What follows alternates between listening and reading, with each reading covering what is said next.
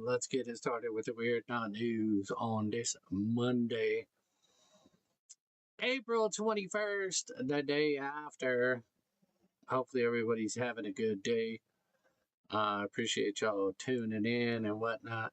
Let's start off with some crime news. We got a little bit light on the crime news today, but we kind of covered this one in an earlier episode.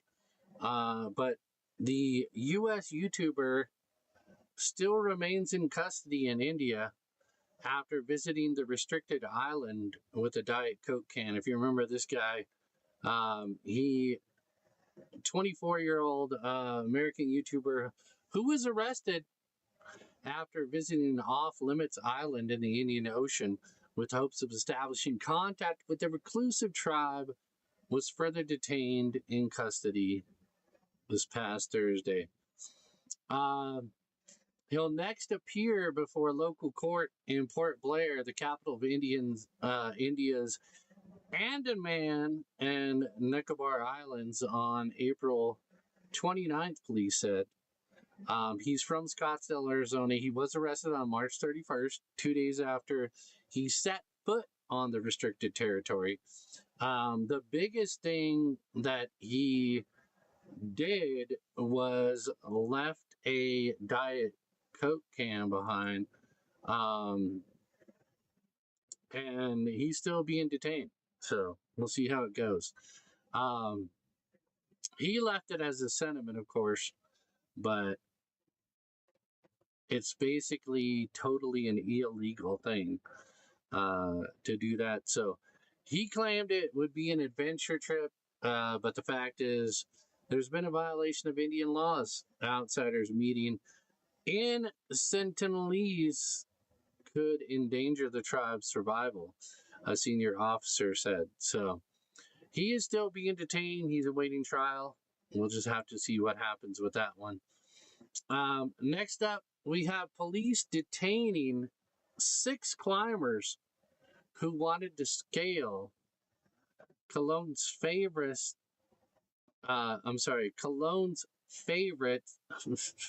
famous capital. Dude, we're not starting off good today. Sorry, guys. Anyway, German police in Cologne on Sunday detained 5 Frenchmen and a Belgian woman. I don't think it worked. What do you mean you don't think it worked? What happened, dude? What happened? What do you mean it didn't work? What are you talking about? What's going on right now? What do you mean it didn't work? Just put it in the dang chat, dude. What do you mean it didn't work? What didn't work? What are you talking about? Didn't work? What's happening? Is it not coming through right now? Bruh. Is it not coming through? What are you talking about? Sorry, we're testing something out new today. What is going on? I mean... Boom shakalaka! Yo, dude, thanks for the subscriptions, E-Honey. What are you talking about? Didn't work. What are you talking about? What are you talking about? We're live right now on YouTube. Coming through? What are you talking about? Sorry. We're live on YouTube. And, we're live over here, dude. What are you talking about? What do you mean it didn't work? I don't know what you're talking about.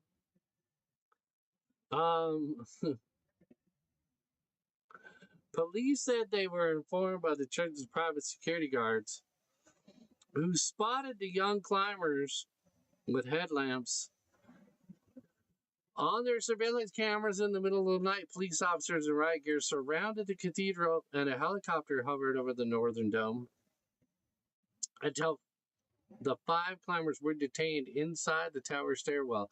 Authorities said the men were alleged between 18 and 27. The woman was 26. Their identities were not revealed, in line with German privacy policies. Police confiscated a camera, a cell phone, and a lockpick. During their search of the building, they discovered several doors that had apparently been broken up and ransacked. What technical difficulties are we having? Please elaborate on the technical difficulties, please. Please elaborate on the technical difficulties.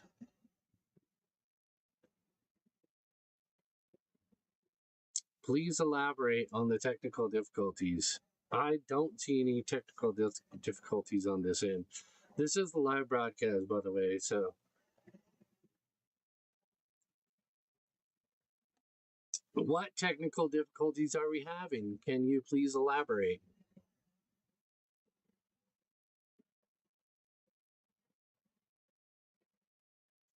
Can you please elaborate on the technical difficulties that we're having? I need specifics, please. I don't see any technical difficulties on this end. So I'm not sure what technical difficulties we're having. Please elaborate.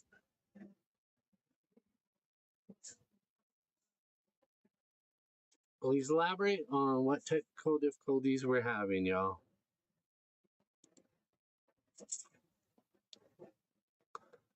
I'm not seeing any technical difficulties, so we are trying something new. I mean, what's the technical difficulties that we're having? Because I'm not seeing any technical difficulties. Can someone please elaborate? Seeing any technical difficulties?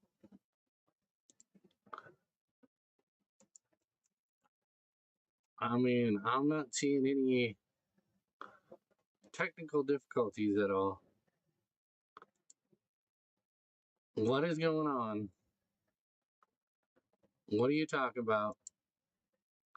Please elaborate on the technical difficulties. Are you having technical difficulties or what is going on? Bro, I quit, dude. I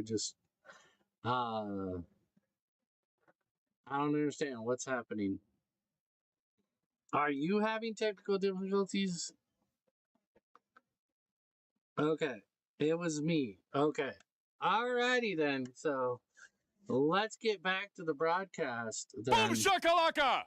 Thank you, Z Honey, with the 13-month resub on Kick. Thank you so much. Okay, so anyway, that story is pretty much out of the water. So let's move on then. So in Staten Island, there was a fire that damaged 3 homes, according to court documents. And it was all because of a guy burning sex toys. So here's some footage from the fire area.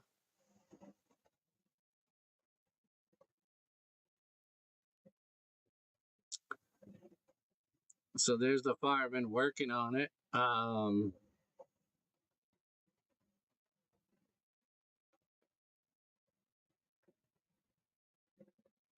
So yeah, basically Staten Island man admitting to setting 2 rubber sex toys on fire, which led to a 3-alarm blaze that engulfed at least 2 homes, according to court documents.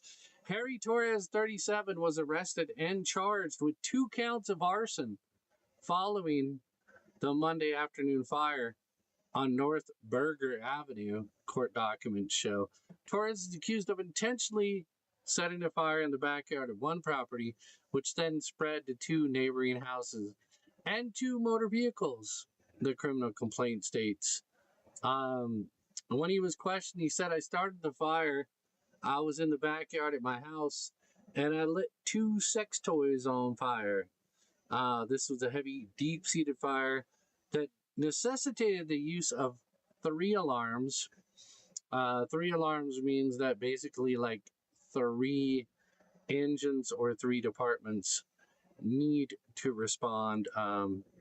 This is what they were saying units were initially dispatched to after box it. 373 in the borough of Staten Island, 131 North Berger Avenue. Upon arrival, fire department units discovered heavy fire in the rear of 131 North Berger, with extension into 2 buildings to the left. Units arrived in approximately 3 minutes. We had at one point 6 hand lines operating and 1 tower ladder in operation. This was a heavy, deep-seated fire that necessitated the use of 3 alarms. All civilians so far have been accounted for. Our searches are negative. All right, so luckily nobody was hurt or anything like that. The fire is under control. You know. All right, Questions? next up, guys, moving into AI and tech news. We got quite a few AI and tech news tonight. Interesting AI and tech news tonight. Controversial.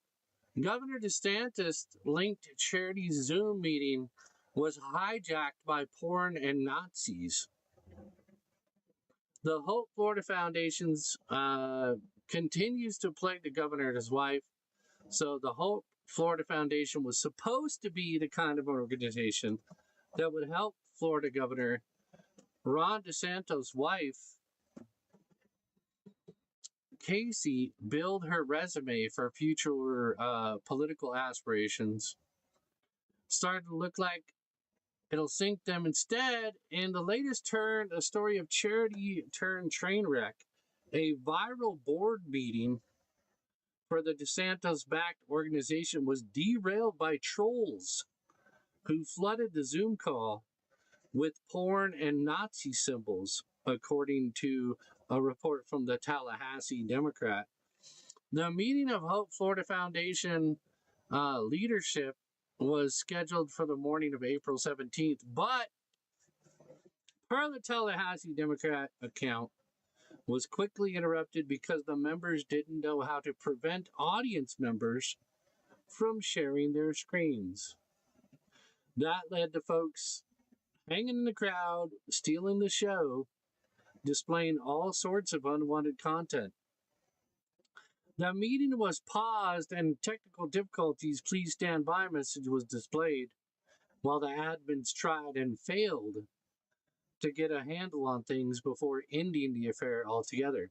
When they tried to restart the meeting, it failed because, according to a pop-up message seen by people trying to join a second attempt, host has another meeting in progress. So it was an absolute failure. It all started with suspicious $10 million donation made to the Hope Florida, which came from Medicaid care operator Centene. The big check was part of the larger $76 million out of settlement court. But anyway, yeah, so dude, this is just anyway, so yeah, they ended up having to stop the whole thing. It was an entire mess, like they broadcast right now. Yeah, so they got hijacked. I mean, some of us can relate to that. And we'll move on to the next one. So Sam Altman, who is the main driving force behind ChatGTP. So we talked about before about and especially we had a meme in our Discord about thanking ChatGTP when the AI takes over. Well, apparently Sam Altman says that saying please and thank you to ChatGTP is wasting millions of dollars in computing power. The OpenAI CEO and tech billionaire Sam Altman recently admitted that people politely saying please and thank you to their AI chatbots is costing him big time in processing power. When one poster on X, formerly Twitter, wondered aloud how much money OpenAI has lost in electricity costs from people saying please and thank you to their models, Altman chimed in and saying it's tens of millions of dollars well spent. You never know, he added. While it may seem pointless to treat AI chatbots with respect, some AI architects say it's an important move. Microsoft design manager Curtis Beavers, for example, says proper etiquette helps generate respectful, collaborative outputs. Using polite language sets a tone for the response, Beaver notes. The argument can be certainly made what we consider artificial intelligence, quote unquote, might more accurately be described as prediction machines, like your phone's predictive text, but with more autonomy to spit out complete sentences in response to questions. So, when it clocks pointless, it's more likely to be polite back. So, you got two conflicting things. You got Sam Altman saying, like, it's costing us a lot of money for you to be polite to the AI, but at the same time, you got a bunch of people saying you should be nice to them. Now, I don't know. While AI etiquette might sound trivial, it all underscores the rather grim reality that our queries have consequences, particularly on the environment. The data centers used to power these chatbots already suck up about 2% of the world's energy consumption, a number that's likely to skyrocket as AI floods every corner of daily life. So it's up to you whether you think you should waste the energy to thank you or not. You know, it's kind of up in the air at this point. So will the AI remember it when they take everything over? That's the question, you know. But anyway.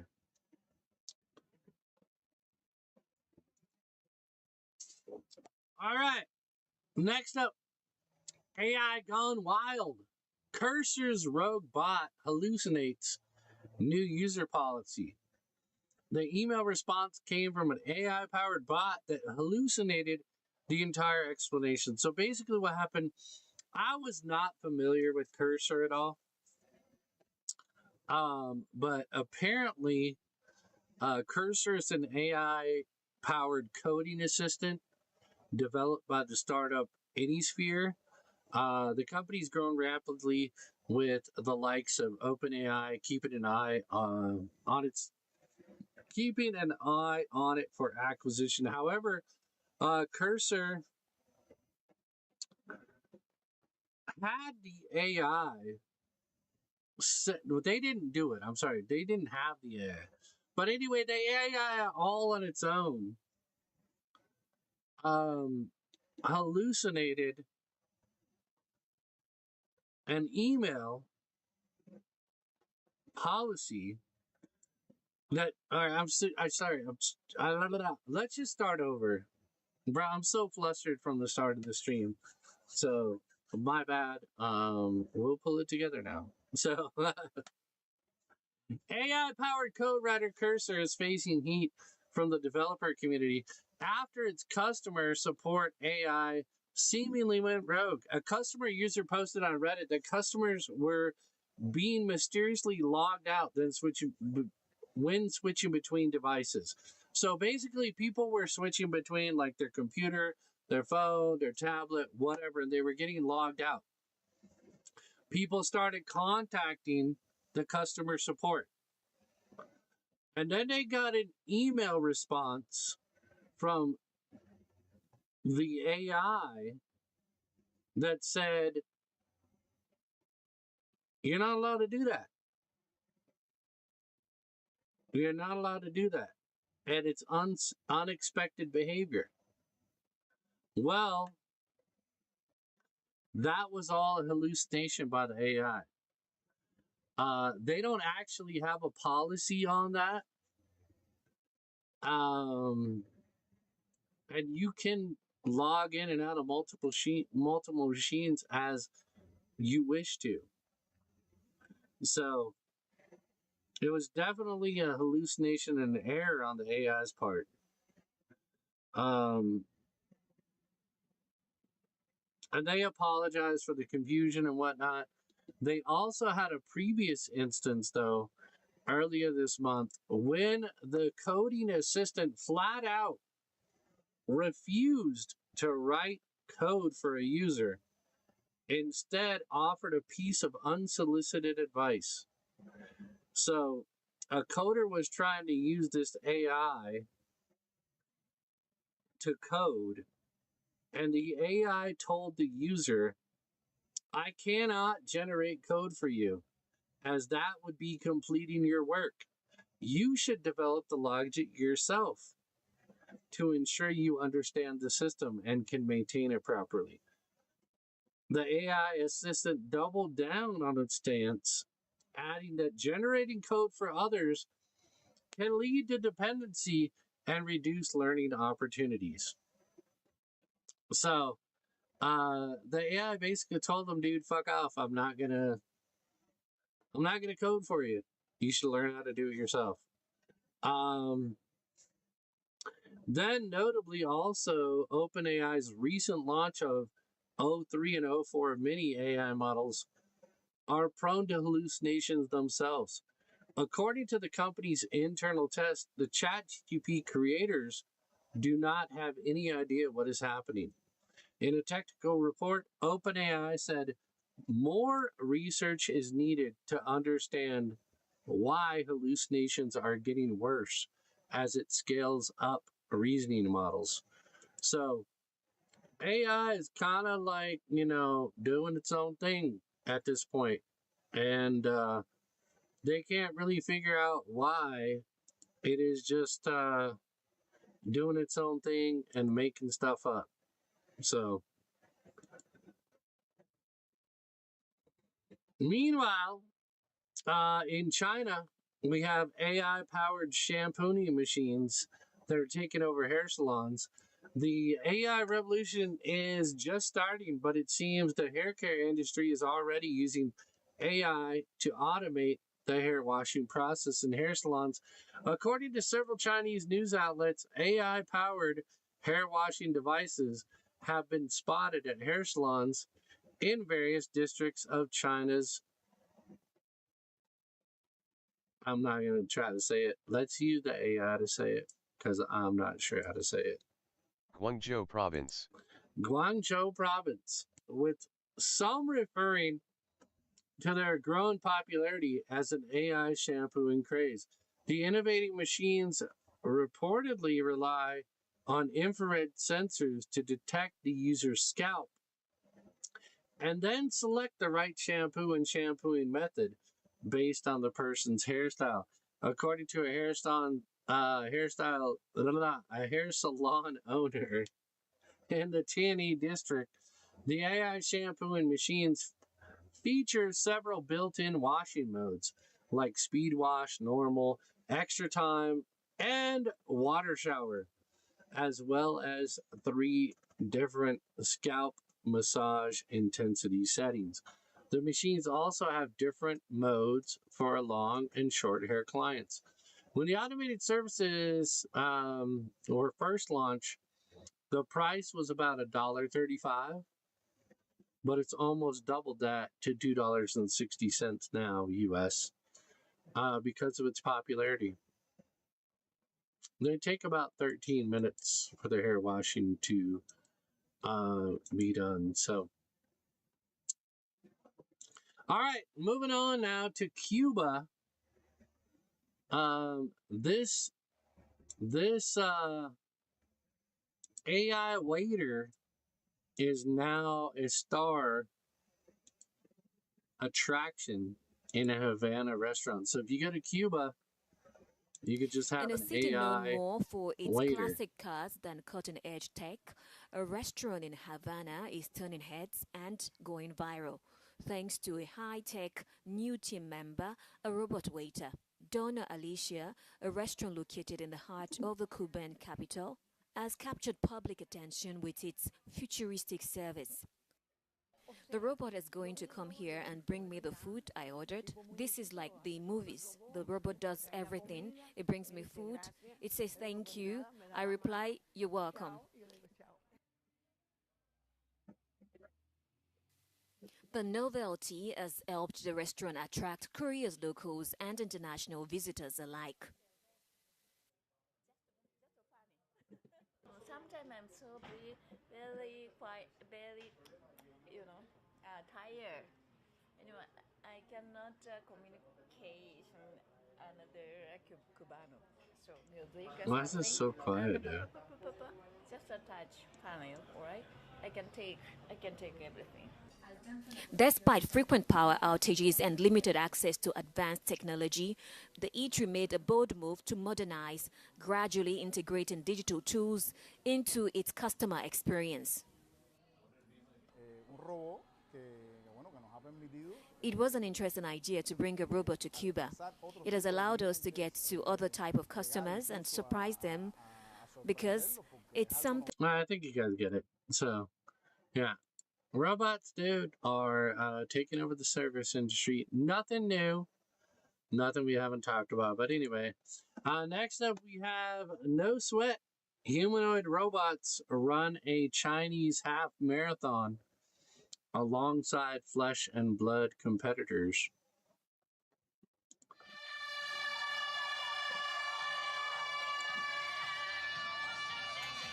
So there we go.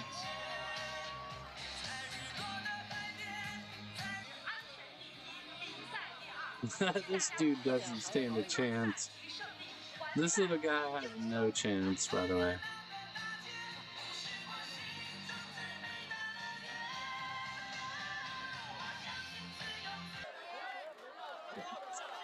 This one looks pretty promising right here.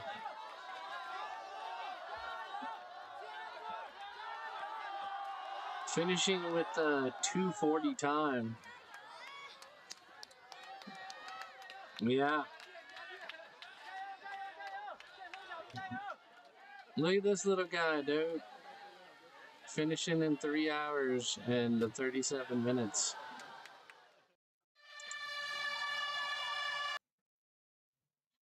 So one small step for robotkind, thousands of them, really humanoid robots, ran alongside actual humans in a half marathon in the Chinese capital on Saturday.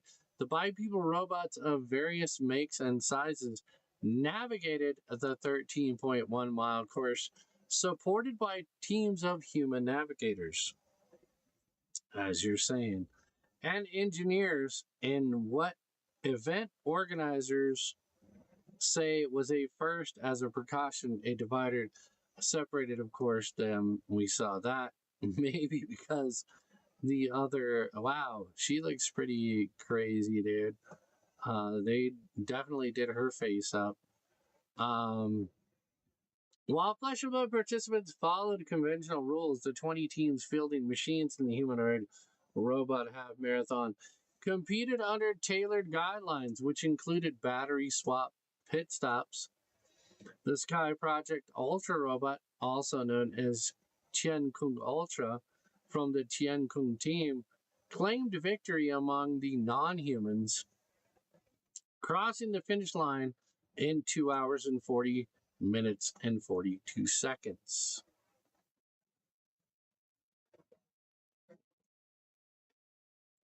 So, pretty wild stuff.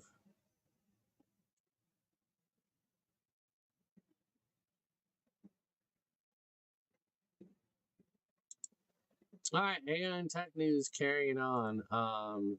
This was just an interesting one I saw. Boston Dynamics showing off their latest that is apparently capable of parkour skills.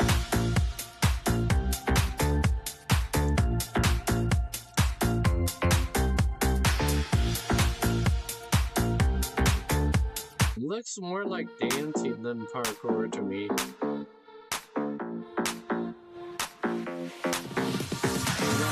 It's growing very rapidly, of course.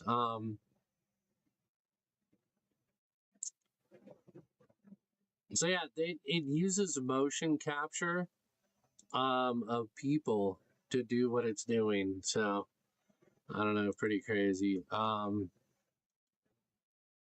right, next up, financial and business news.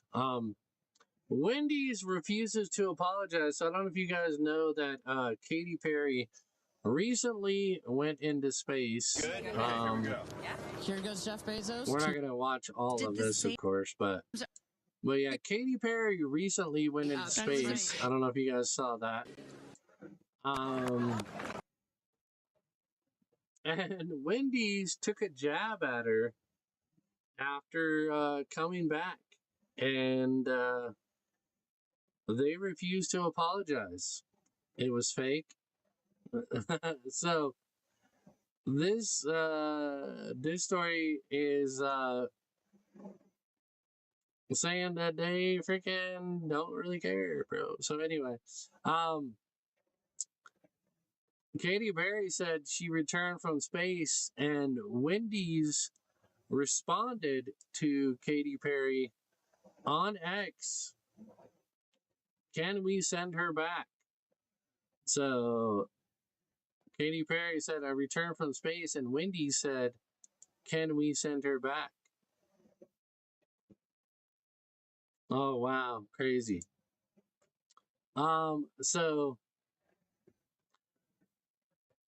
People magazine reported that Wendy's had been given a chance to take it back, but instead the brand took the scenic route about the apology, and they said we always bring a little spice to our socials. But Wendy's has a ton of respect for Katy Perry and her out of the world talent, so they did not apologize. But they said, yeah, they have respect for her, whatever. Wendy's didn't make a joke. They made a clear choice, a source said. Wendy's also posted in response to this post on X of Katy Perry kissing the ground and saying, I kissed the ground and I liked it. Wow. Did not know any of that stuff. So, yeah, so they're not backing down. All right, next up, we have a man buys dream Ferrari.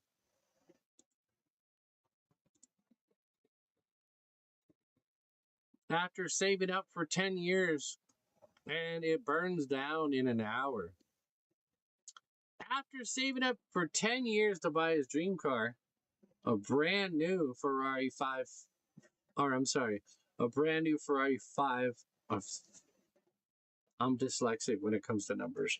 A brand new 458 Spider, a Japanese man had to sit by and watch it burn within an hour of driving it for the first time.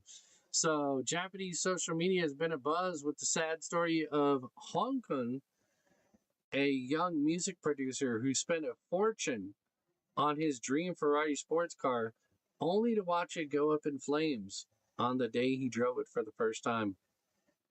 The 33-year-old recently took to X to share the story of how he could only enjoy his dream Ferrari for a few minutes because it just caught fire while he was driving it onto the Shudo Expressway in Tokyo on Wednesday. Apparently, the 458 Spider had only just been delivered to him, and he was out on a test drive when he noticed white smoke. At first, he thought it was coming from the car next to his.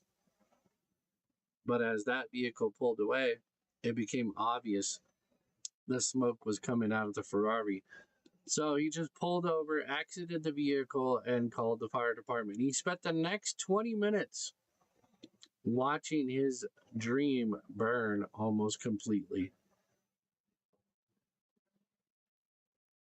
I think I'm the only person in Japan to have experienced such trouble, he said, captioning the photo of the burning car. I spent $306,000 US, and all I got was this photo for $306,000. Tokyo Metropolitan Police announced there's no sign of collision. Yeah, it's pretty messed up, right? Yeah, very bad luck for sure. Very bad luck for sure. All right, now we're moving on to general news, guys.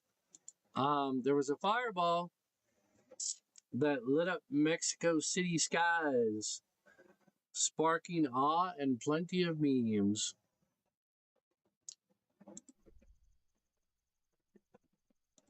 Estas ondas sonoras, la primera se debe a que el objeto ingresa a la atmósfera terrestre y va So empezando you see it, a generar right ondas de there. choque, porque empieza a romper o a penetrar las capas atmosféricas.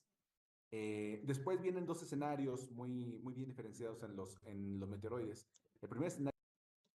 So I don't know how many people speak Spanish, so we'll just continue in English. But anyway, bright object initially appeared to be a meteorite lit up the skies over Mexico capital around 3 a.m., stretching over plains, volcanoes, and small towns. The videos of the ball of fire shooting over Latin American country and dissolving in a burst of light over Mexico City struck awe in many. No, the meteorite that exploded last night isn't an excuse to talk to your ex, someone wrote on X. But anyway, scientists across Mexico were quick to note the object rocketing across the skies was not a meteorite. It was a bolide.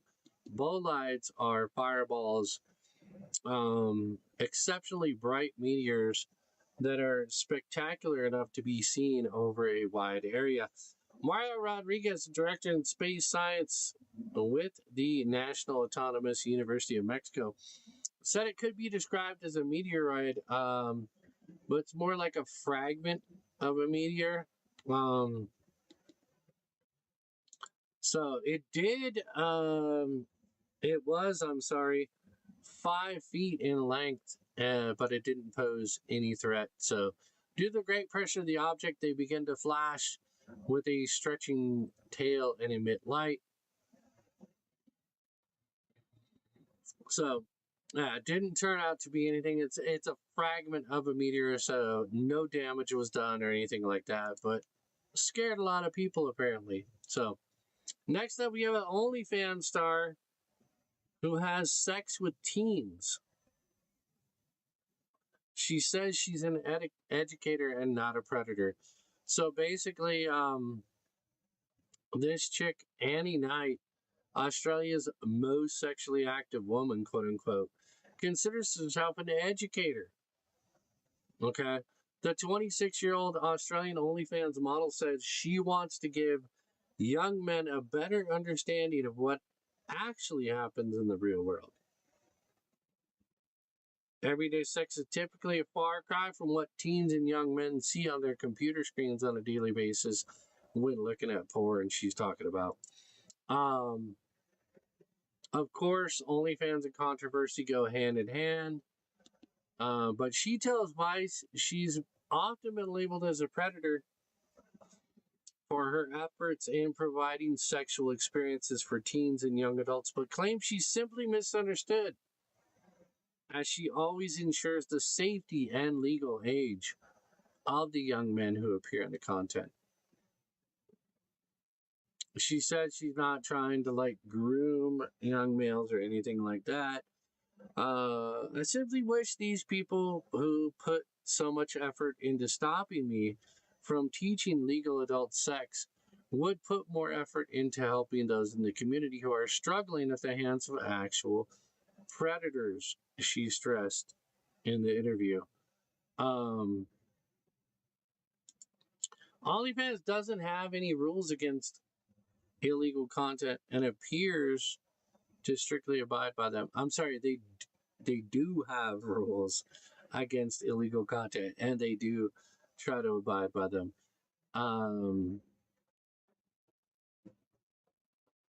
But anyway, she knew there was going to be pushback.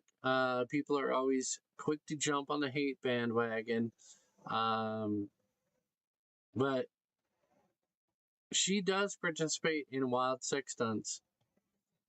But she's also trying to teach these young men, according to her, that they're, consuming porn on the internet, and it's so overly produced and edited. And she's just trying to show what a real sexual experience would look like. She thinks they don't need to learn them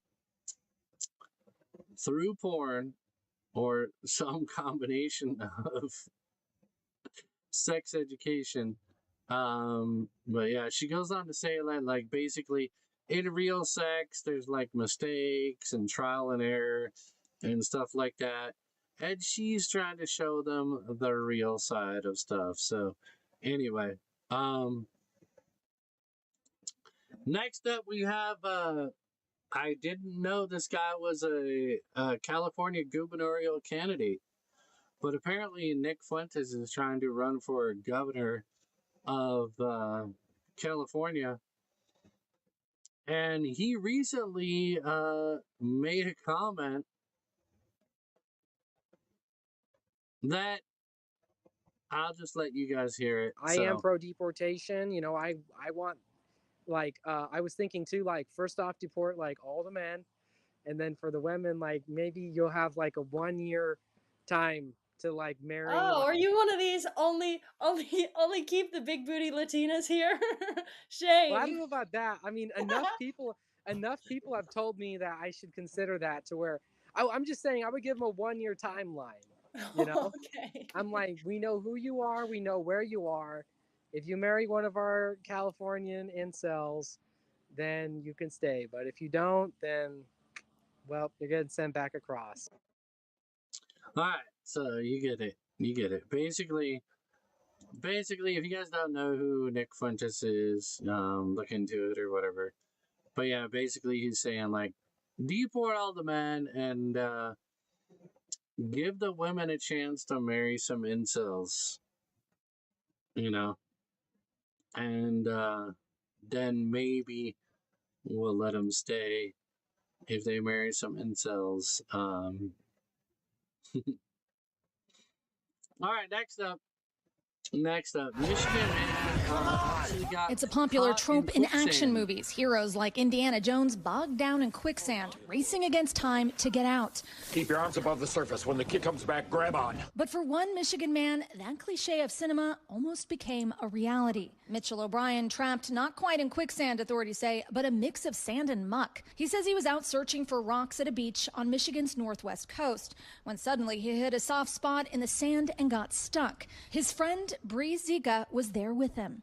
I thought we needed help instantly, but he was very good at reassuring that he would get out of there and that he was okay. After 15 minutes to no avail, Mitchell still stuck up to his waist. The sand was just getting put back almost faster than I could get it out of the way. To me, those moments were terrifying, honestly, just to see somebody you care about in a situation. The pair eventually decided to call 911 for help.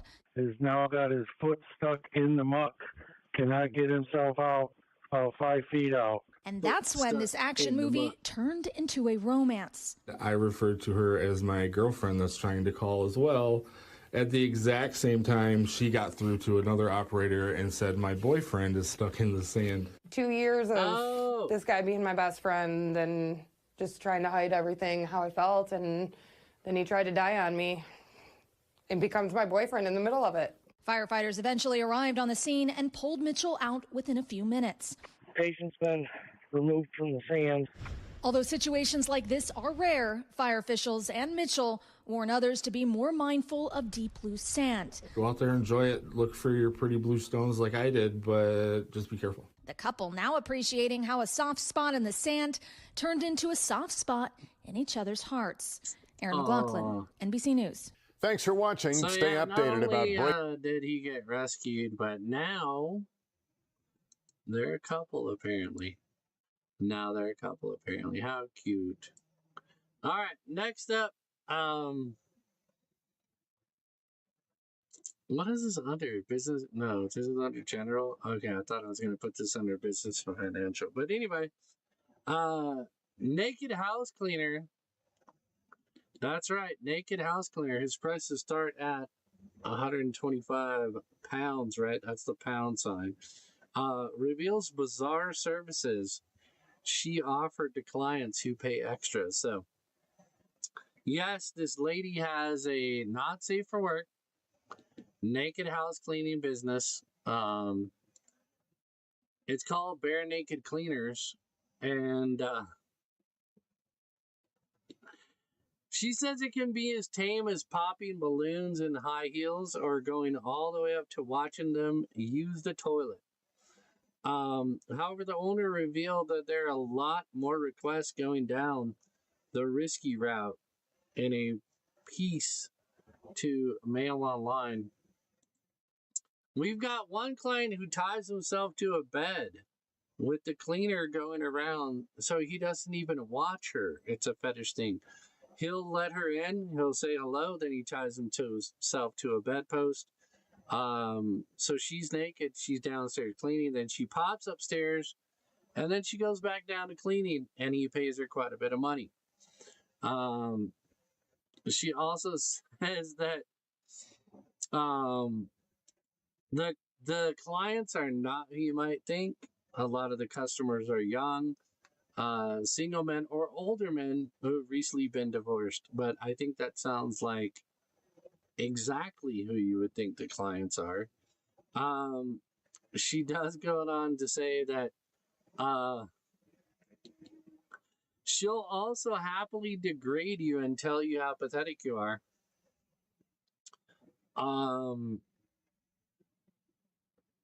Encourage you or just let you crack on while she watches. It was founded in 2020.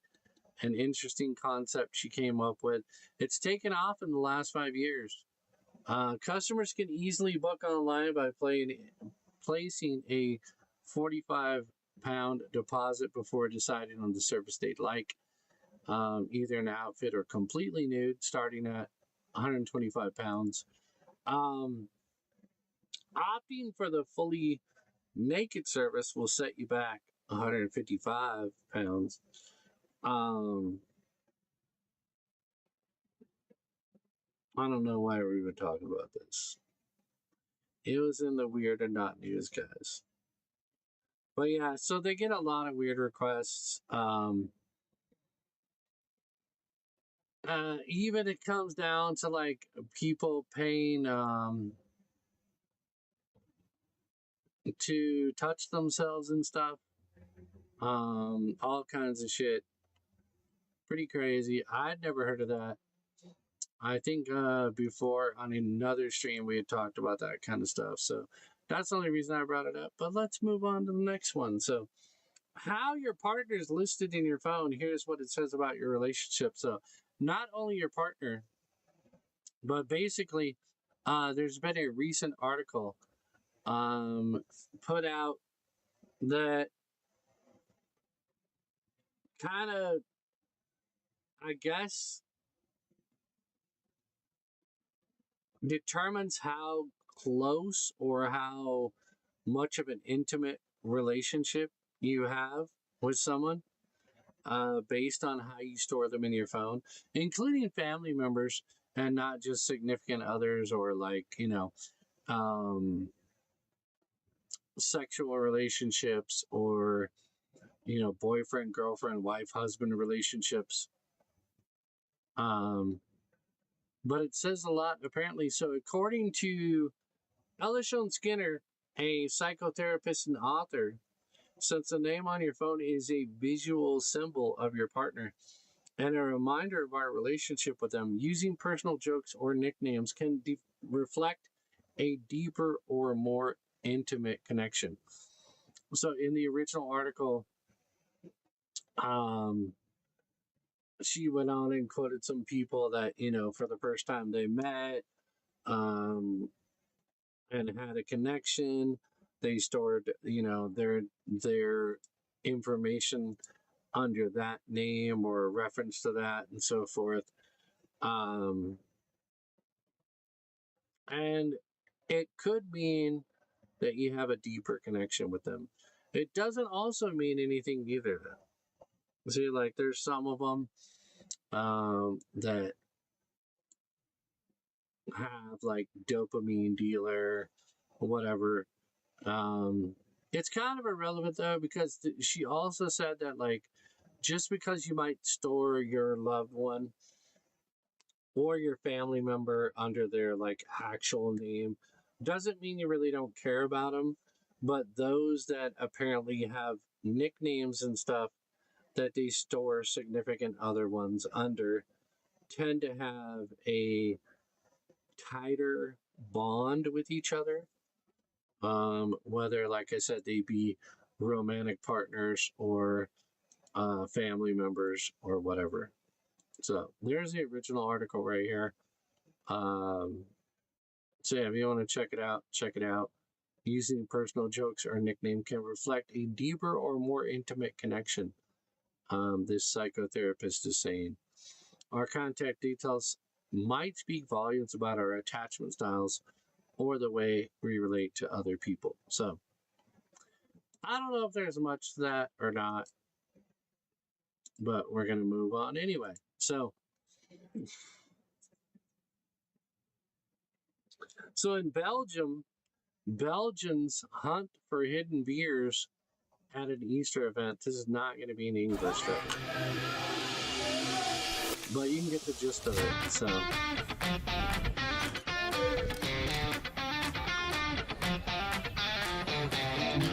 the sounds trying to shoot to the Belgian culture.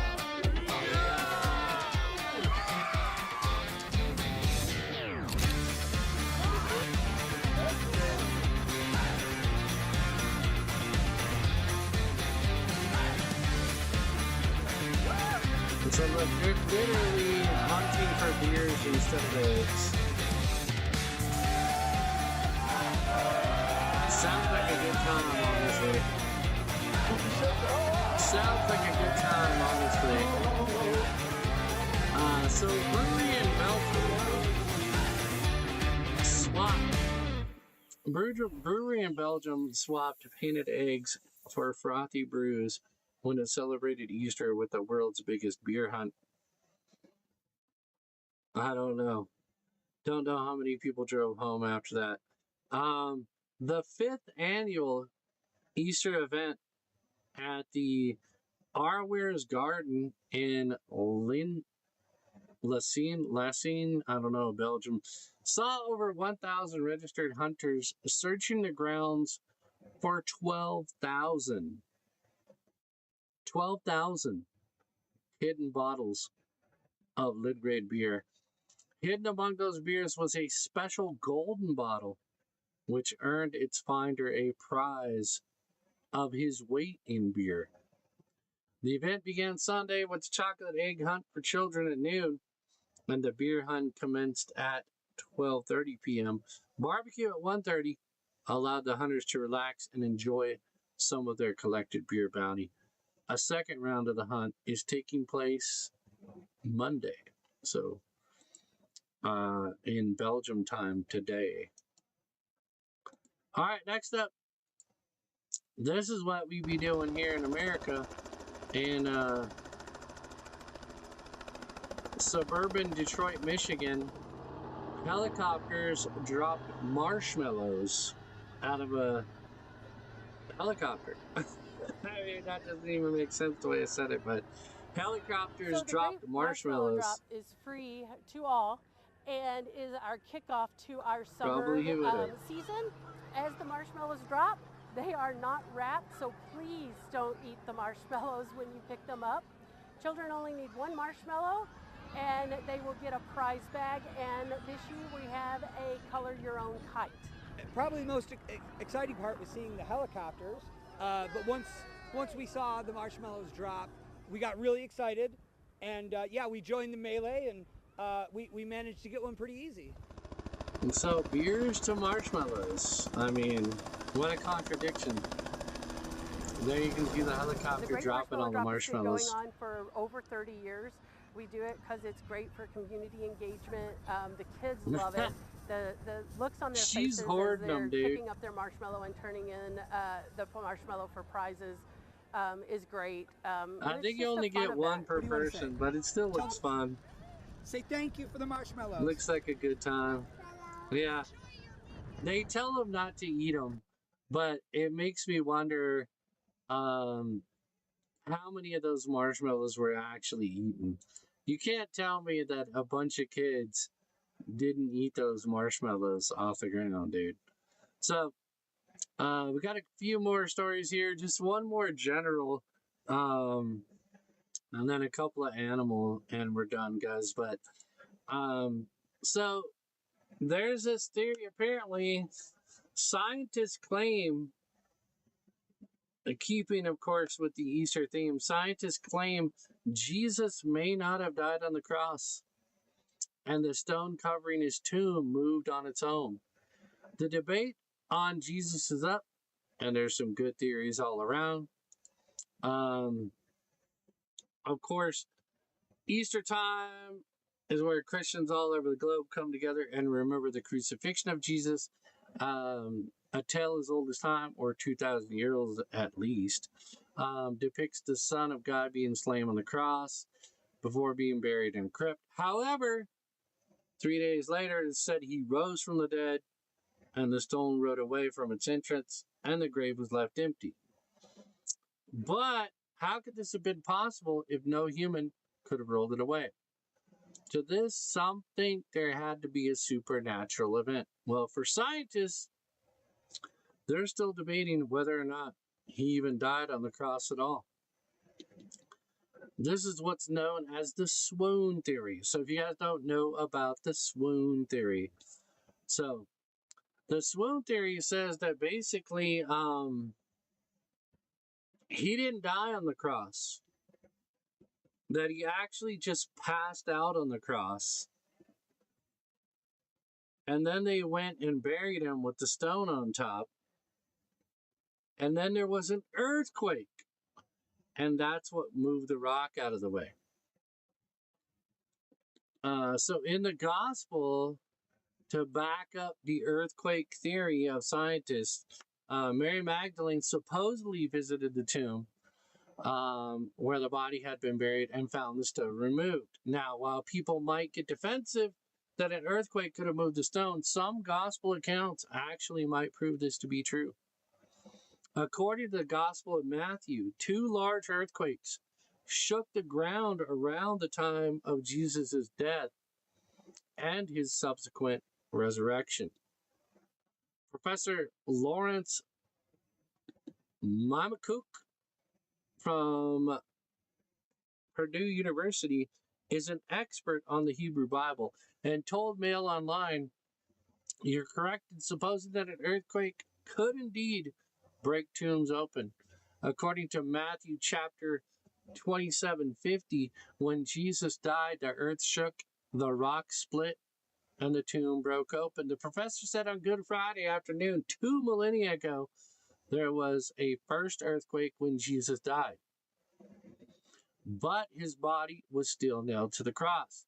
So that first earthquake could have affected his tomb. But there was indeed a second earthquake, a violent one, this time at dawn on Easter Sunday morning. So it's plausible that the second quake opened the tomb. Amazingly, scientific evidence supports the claim. Geologists from the German Research Center of Geophysics studied samples of cores of soil from around the Dead Sea to match up the event. According to the samples, a large earthquake in 31 BC and a similar quake between 26 and 36 AD took place. Jesus' crucifixion is said to have happened in 33 AD.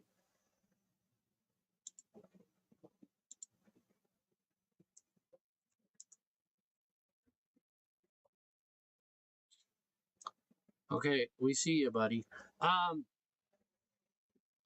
The researchers thus concluded that the earthquake described in the Gospel of Matthew occurred more or less as reported. However, other theories believe that the disciples stole Jesus' body to fake the resurrection, even though in the Gospel of Matthew claims that city's priests had started a rumor that the body had been stolen and Jesus had not resurrected. But how could he have been stolen? The Bible references a group of Roman soldiers stood ground outside of the tomb to ensure that nobody interfered with the body. Professor McKittick, I don't even know how to say that, dude. Even if the disciples had remembered and believed Jesus' prediction that he would rise on the third day, which they certainly did not believe, they would have had to take on the Roman soldiers in order to steal the body. Good luck with that. So, they're saying that basically couldn't have happened, but they're saying it could have happened. That He basically just passed out from the crucifixion. He didn't actually die. They put him in the tomb thinking he was dead. An earthquake happened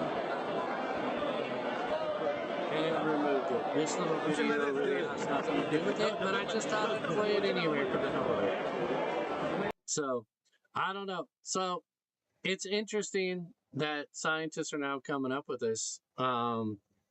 I don't know what y'all think. I don't know if you think it's real or not. I don't know what y'all believe, but I'm just sharing the weird and not news of the day. Okay. All right. Next up, we got a couple of animal stories real quick. Endangered sea turtle populations show signs of recovery in more than half the world, survey finds. Oh, look at that cute little turtle. Look at that cute little turtle. Endangered sea endangered sea turtles show signs of recovery in a majority of places where they're found worldwide, according to the new global survey released Thursday. Many of the turtle populations have come back, though some haven't, said Duke. I like turtles. Ecologist Stuart Pym, who was not involved in the research. Overall, the sea turtle story is one of the real conservation success stories.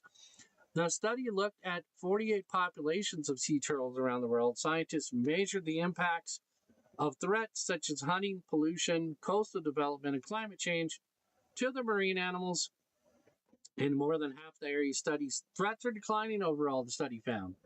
But there's some exceptions. All 7 of the regions, though, are found face high environmental risk, high environmental risks. A wildlife ecologist at Equilibrium in Colorado said so. But it looks like they're making a comeback. They are protected or have been protected under the Endangered Species Act since 1973. And Mexico did ban all the captures of them in 1990. It's taken a few decades, of course, but it looks like they're coming back. So that's a good thing.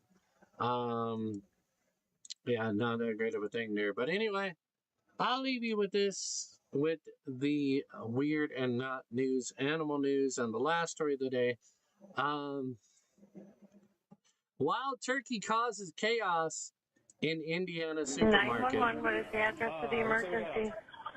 I'm at Martin's in Granger by Adams Road. There's a very large turkey that just went in the store, and it's kind of chasing around into the store, and I don't know who to call first. We need animal control out here chasing the customers. It's a really big turkey. It's like knocking everything out the shelves. So, hey, Okonski, we're going to try and herd him that way. Why don't you just grab him? Well, grab him then. Turkey wreaking havoc. He's going to jump. Come up with the blanket. We're trying to get him to go that way.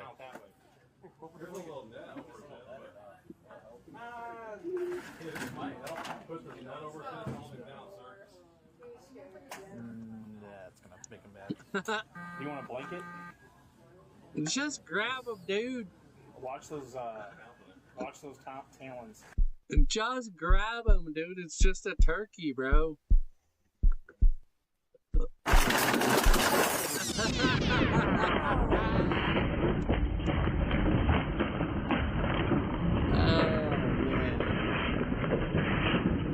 You got it. Listen to everybody cheering in the store, dude. Come on, bro. Is that real, dude? So anyway, we'll leave it with that tonight, guys, for the weird not news. I don't know. I got a kick out of that one. So,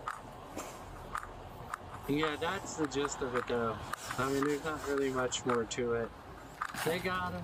We're going back in. The turkey was released back into the wild. And then back into the wild, No, right it was in the outside store. of the back of the store, by the way, out into the wild. But he was released. Everything is good. That's all we got for the weird and not news tonight, guys. Yeah, not the greatest broadcast, but we're trying.